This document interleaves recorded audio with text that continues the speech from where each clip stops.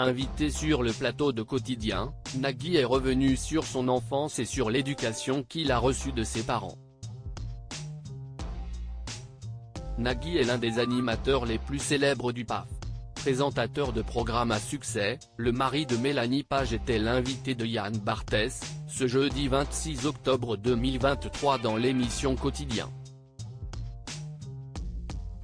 Il est alors revenu sur son enfance, lui qui a vécu en Égypte jusqu'à 3-4 ans, avec les tensions politiques de l'époque là-bas. Puis il est arrivé en France.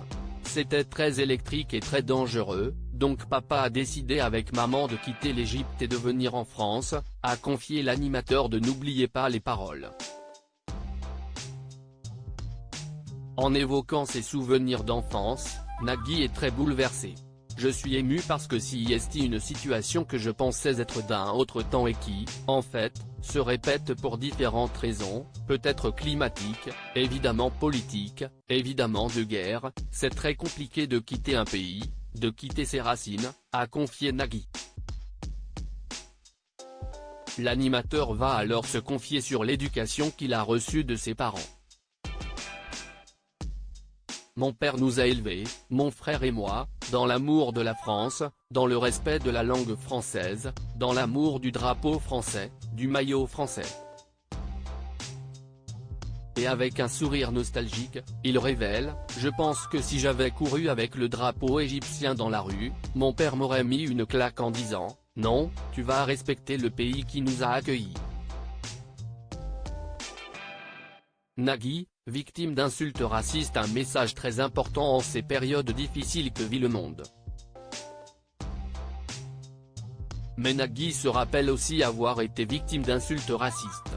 Moi, je me suis retrouvé, plein de fois, insulté.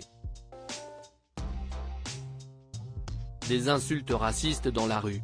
Traité de crouille, de bico. L'animateur revient alors sur le délit de faciès. Il était évident, quand je rentrais de vacances de n'importe quelle destination, je disais à mes potes, allez-y vous, parce que je vais avoir 15-20 minutes de retard et systématiquement c'était monsieur, mettez-vous là, ouvrez vos valises, a-t-il affirmé.